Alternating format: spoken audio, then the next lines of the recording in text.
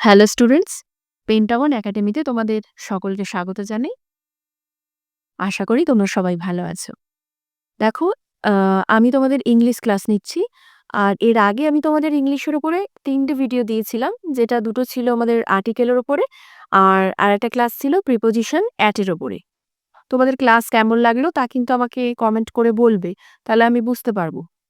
আর আজকে তোমাদের আমি দেব প্রিপোজিশনের উপরে ইনের উপরে ক্লাস, ওকে? প্রিপোজিশনের উপরে তোমাদের আমি ক্লাস দেব এবং যে রুলসগুলো তোমাদের বলবো, অবশ্যই কিন্তু তোমরা খাতায় নোট করবে এবং ভালো করে পড়বে। আর এক্সাম্পলগুলো বিশেষ করে ভালো করে বুঝবে, ঠিক আছে? চলো শুরু করি। দেখো, ১ নম্বর রুলস এখানে কি বলেছে? সাধারণত বড় শহর, প্রদেশ এবং দেশের আগে প্রিপোজিশন বসে। এটা তোমরা ছোটবেলা থেকেই জেনে আসছো যে কোনো বড় জায়গা বা কোনো বড় স্থান বোঝালে তার আগে বসে। সেরকমই দেখো example, "we live in India." তাহলে ইন্ডিয়া হচ্ছে কি?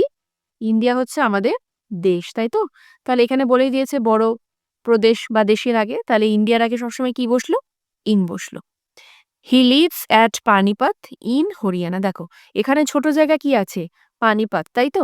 কেন এটা আমরা কি করে বুঝবো ছোট জায়গা? না, হরিয়ানা হচ্ছে আমাদের দেশের মধ্যে একটা কি?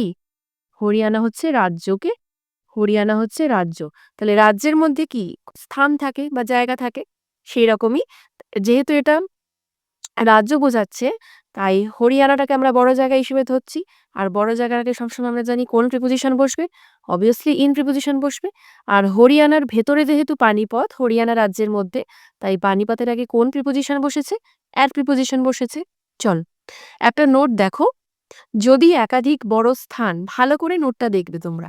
যদি একাধিক বড় স্থান পরপর উল্লেখ করা হয়, তাহলে কেবলমাত্র ১ম বড় স্থানটির পূর্বে বসবে এবং বাকিদের আগে কোন প্রিপোজিশন বসবে? না অফ প্রিপোজিশন বসবে। যে উদাহরণটা দিয়েছি, উদাহরণটা ভালো করে লক্ষ্য করলে তোমরা কিন্তু বুঝতে পারবে। ওকে? দেখো, আগে আমি সেন্টেন্সটা পড়ছি, তারপরে তোমাদের বোঝাবো। I live at Baripur in Kolkata of West Bengal of India of Asia. ওকে? এখানে কি বলেছে? যদি একাধিক বড় স্থান পরপর উল্লেখ করা হয়, তাহলে কেবলমাত্র এই জায়গাটা ভালো করে দেখো। ১ম বড় স্থানটির পূর্বে কিন্তু টা বসবে। ১ম বড় স্থান। এখানে বারুইপুর আমরা জানি কি? ছোট জায়গা। অবভিয়াসলি কলকাতার থেকে মানে কলকাতার ভেতরে হচ্ছে বারুইপুরটা। তাই জন্য কি হয়েছে? বারুইপুর সবথেকে এখানে ছোট জায়গা এই সেন্টেন্সটার মধ্যে। তাই জন্য এর আগে কোন প্রিপোজিশন বসেছে আমাদের দেখো? প্রিপোজিশন বসেছে। হ্যাঁ? প্রিপোজিশন বসেছে। এবং এখানে বলেছে কেবলমাত্র ১ম বড় স্থানটির পূর্বে বসবে। এখানে ১ম বড় স্থান কি আছে? কলকাতা। তাই জন্যে ১ম বড় স্থানটির পূর্বে বসেছে। আর বাকিদের আগে কি বসেছে? কোন প্রিপোজিশন? Of preposition. তাই তো? Of West Bengal, of India, of Asia. চলো, এটা ভালো ইম্পোর্টেন্ট, ঠিক আছে? তোমরা ভালো করে বুঝবে। তারপরে দেখো, ইন মাস এবং বছরের আগে ব্যবহৃত হয়। হুম? মাস এবং বছরের আগে। His elder sister was born in 1972। এখানে 1972 কি? ইয়ার, তাই তো? তাহলে এখানে কি বলে দিয়েছি? বছর বা ইয়ারের আগে কি বসলো আমাদের? প্রিপোজিশন বসলো। আরেকটা কার আগে বসে? না, মাসের আগে বসে। Month of May. এখানে মে কি? মে হচ্ছে একটা মান্থ বা মাস। তাই জন্যে এর আগে কি প্রিপোজিশন বসলো? প্রিপোজিশন বসলো। তাই তো? দেখো, তাহলে মাস এবং বছরের আগে আমরা কি প্রিপোজিশন বসালাম? না প্রিপোজিশন বসালাম। ভালো করে উদাহরণগুলো খেয়াল করবে। তারপরে দেখো, যেকোনো কিছুর ভেতরে স্থান বোঝায়। ছোটবেলা থেকে আমরা জেনে আসছি কোনো কিছুর ভেতরের স্থানকে বোঝালে আমরা প্রিপোজিশন ইউজ করি। দেখো, put the doll in the box. ডলটাকে বক্সের মধ্যে রাখো। তাহলে বাক্সের ভেতরে রাখতে বলছে, ওকে? নেক্সট দেখো, হি ট্রাভেলড ইন এ ক্রাউডেড বাস, মানে সে ভিড় বাসের মধ্যে যাতায়াত করছে, তাই তো? তাহলে কি হলো? প্রিপোজিশন বসলো। দেখো, তারপরে নেক্সট স্লাইডে আমরা যাই।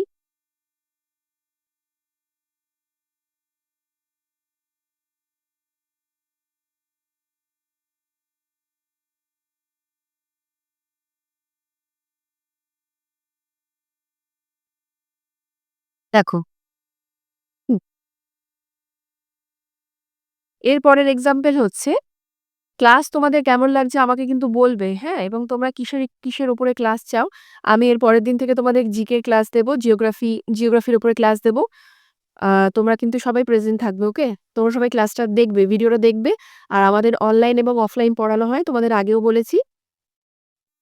আমাদের অফলাইন পড়ানো হয় হচ্ছে বারুইপুর আর লক্ষ্মীকান্তপুরে, যেটা হচ্ছে সাউথ ২৪ পরগনায়। আর আমাদের ডেসক্রিপশন বক্সে ফোন নাম্বার দেওয়া থাকবে, তোমরা যোগাযোগ করতে পারো, ঠিক আছে? জানুয়ারি মাস থেকে কিন্তু ব্যাচটা স্টার্ট হবে।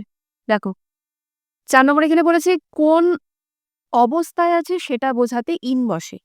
কোন অবস্থার মধ্যে দিয়ে একটা মানুষ যাচ্ছে বা কোন অবস্থার মধ্যে সে আছে, উদাহরণটা দেখলে তোমরা বুঝতে পারবে। হি ওয়াজ ইন পভার্টি বা ডেঞ্জার। পভার্টি মানে দারিদ্রতা, ডেঞ্জার মানে বিপদ।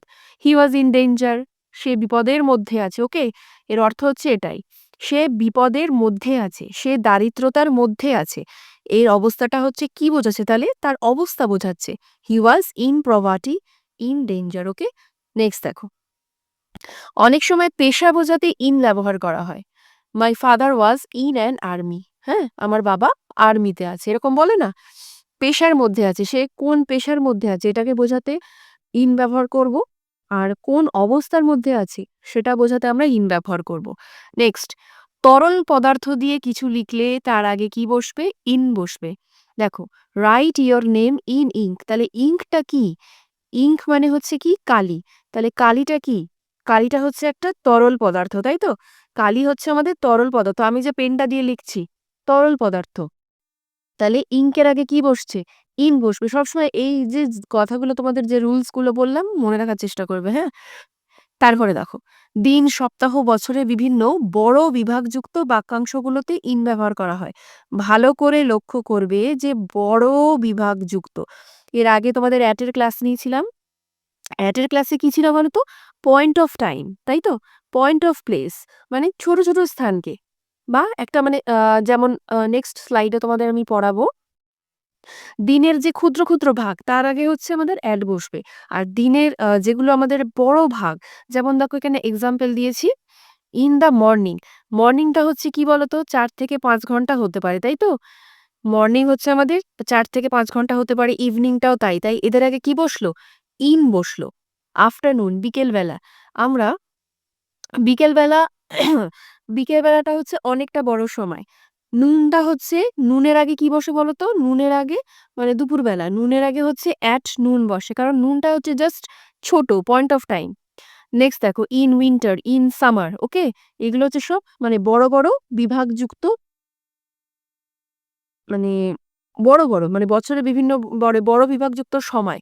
উইন্টারটা দেখো ৩ মাস থাকে, সামারটাও ওরকম থাকে, তাই তো? মর্নিংটা হচ্ছে ৪ থেকে ৫ ঘন্টা, ইভনিংটাও তাই, আফটারনুনটাও তাই। এর পরের স্লাইডে তোমাদের ক্লিয়ার করছি।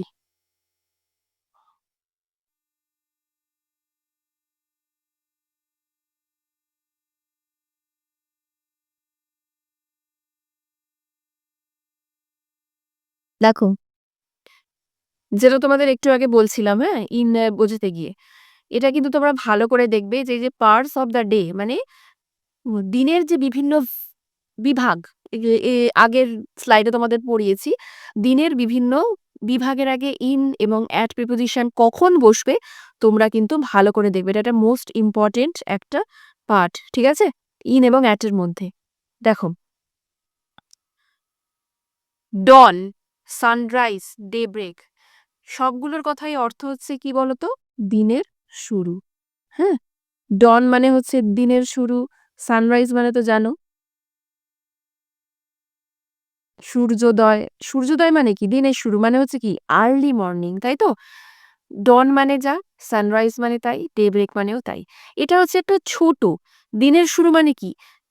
সানরাইজ মানে কি? সানরাইজ নিশ্চয়ই ২-৩ ঘন্টা ধরে হবে না, একটুখানি সময় হবে। ডন মানে কি? একই, উষাভাগ যেটাকে বলে। তাহলে তাদের আগে সবসময় কি প্রিপোজিশন হবে তোমাদের বলেছি আমি? অ্যাট প্রিপোজিশন হবে। কারণ এটা হচ্ছে একটা নির্দিষ্ট সময় হয় এবং একটা পয়েন্ট অফ টাইম মানে এটা খুব কম সময় অবধি থাকে। তারপরে দেখো, মর্নিং। মর্নিং কি বললাম? তোমাদের লার্জার ডিউরেশন, যেটা তোমাদের ৪ থেকে ৫ ঘন্টা থাকে। তাহলে তার আগে কি প্রিপোজিশন বসবে? অবভিয়াসলি ইন প্রিপোজিশন বসবে। তোমরা নিজেরাই দেখো, নিজেরা বুঝতে পারবে। নুন, দুপুর ১২টা, ওকে? নুন কখন হয়? দুপুর 12টা। তাহলে এবার তোমরা বলো কি হবে? অবভিয়াসলি অ্যাট প্রিপোজিশন হবে। কারণ দুপুর 12টা কি? একদম নির্দিষ্ট একটা পয়েন্ট অফ টাইমে হচ্ছে। লার্জার ডিউরেশন নয়। জাস্ট আমরা বলি যে অ্যাট নুন। তাই তো? দুপুর মানে 12 o'clock a day। তাহলে এর আগে কি বসবে? অ্যাট হবে। কারণ দুপুর এক্সাক্টলি কটাতে হয়? 12টাতেই হয়। তারপরে দেখো আফটারনুন। আফটারনুন কিন্তু অনেকক্ষণ থাকে। আমরা যতই বলি দুপুর 2টো, দুপুর 1টা, দুপুর 3টে। এটা কিন্তু অ্যাকচুয়ালি আফটারনুনের মধ্যেই পড়ে যায়। ঠিক আছে? ডট 12টায় যখন নুন হচ্ছে, 12টা থেকে 4টে অবধি আমাদের আফটারনুন। তাহলে যেহেতু বড় টাইম, তার আগে কি বসবে? ইন বসবে। কারণ এর ডিউরেশন বড়। নেক্সট দেখো ইভনিং। ইভনিং আর বলতে হবে না, তোমরা জানো লার্জার ডিউরেশন। কারণ কয়েক ঘন্টা ইভনিং থাকে। নেক্সট দেখো ডাস্ক বা সানসেট বা টুয়ালাইট। যেটা তোমাদের বলছিলাম, এই যে এখানটা ভালো করে দেখো ডন। ডনের অপোজিট কি? ডাস্ক। ঠিক আছে? ডনের অপোজিট হচ্ছে ডাস্ক। সানরাইজের অপোজিট কি? সানসেট। আর ডে ব্রেকের অপোজিট কি? টুয়ালাইট। এই কথাটার অর্থ হচ্ছে কি? দিনের শেষ। তাই তো? গোধূলি লগ্ন, দিনের শেষ। তাহলে নিজেরাই বলো কি হবে? অ্যাট প্রিপোজিশন হবে। একটা নির্দিষ্ট সময়ের জন্য থাকে। নাইট। নাইট দেখো, নাইট হচ্ছে এমন একটা শব্দ যার আগে ইন বসতে পারে, অ্যাটও বসতে পারে। সেটা সময়ের হিসেবে ব্যবহার করা হয়। দুটো প্রিপোজিশনই ইউজ হয়। ইনও ইউজ হয়, অ্যাটও ইউজ হয়।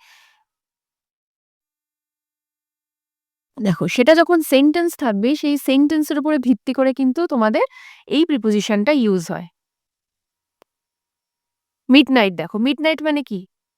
12 o'clock at night। তাহলে তার আগে কি হবে? অ্যাট হবে। এখানে যেমন ছিল নুন, দুপুর 12টায় হয়। এটা মিডনাইট মানে রাত 12টাতে আমরা মিডনাইট বলি, এবং এটা কিছুক্ষণের জন্যে। এটাকে হচ্ছে আমাদের কি বলবো? অ্যাট বলবো। চলো, ক্লাস তোমাদের কেমন লাগছে আমাকে বলবে, হ্যাঁ? তো দেখো নেক্সট স্লাইড আমরা যাই।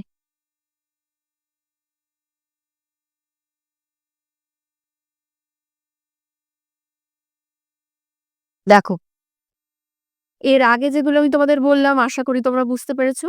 আর এটাই হচ্ছে আমাদের ইনের ওপরে কিন্তু লাস্ট স্লাইড। ঠিক আছে?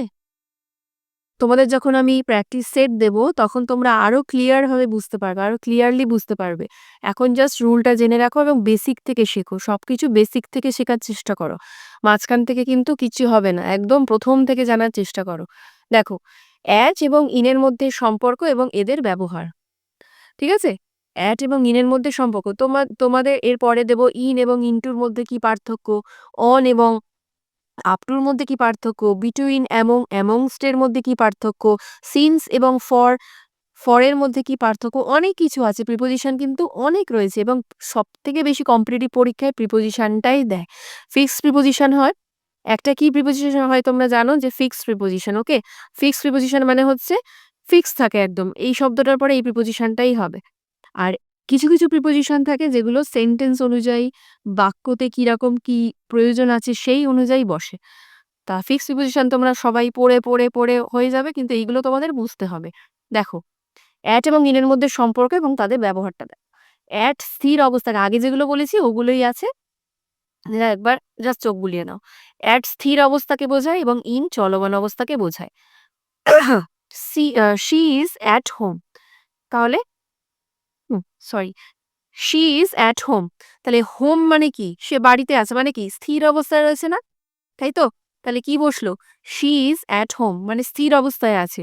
সে বাড়ির মধ্যেই আছে, তাহলে অ্যাট হলো। The train is in motion. ট্রেনটা কি? মোশনে আছে মানে কি? চলমান অবস্থায় আছে। তাই জন্য এর আগে কি প্রিপোজিশন বসলো? ইন বসেছে। ওকে? তারপরে দেখো অ্যাট স্মল প্লেস টাউনের ক্ষেত্রে ব্যবহার করা হয়, আর in big place town city কান্ট্রির ক্ষেত্রে ব্যবহার করা হয়। এগুলো উদাহরণ তোমাদের আগেও দিয়েছি। স্মল প্লেসের ক্ষেত্রে অ্যাট আর বিগের ক্ষেত্রে in. He lives at Alwar. In হচ্ছে রাজস্থান। তাহলে রাজস্থান হচ্ছে বড় জায়গা, তার জন্য যার আগে ইন বসেছে। আর আলওয়ার হচ্ছে রাজস্থানের মধ্যেই একটা ছোট জায়গা, তার আগে কি বসলো? আমাদের অ্যাট প্রিপোজিশন বসলো।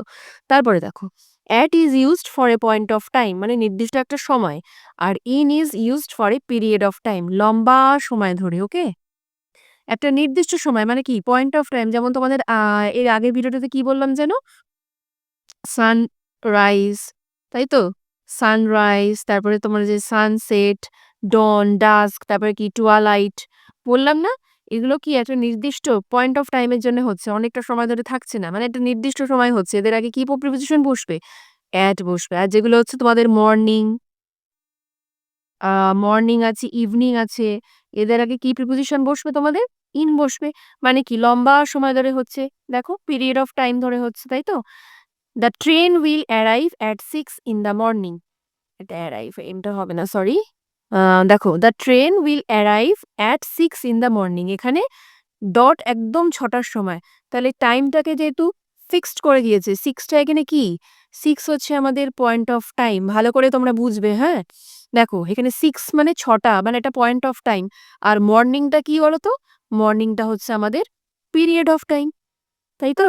মর্নিংটা হচ্ছে আমাদের পিরিয়ড অফ টাইম। তাহলে মর্নিং এর আগে কি প্রিপোজিশন বসলো? ইন। আর 6 এর আগে কি প্রিপোজিশন বসলো? অ্যাট। চলো, ক্লাস তোমাদের কেমন লাগছে কিন্তু বলবে আমাকে, ঠিক আছে? আর এর পরের দিন তোমাদের আমি দেখো ইংলিশের সাথে, সাথে আমি জিকে পড়াই। যার জন্যে তোমাদের নেক্সট ক্লাসটা হবে কিন্তু জিওগ্রাফির উপরে। একদম বেসিক থেকে আমি জিওগ্রাফি শুরু করব।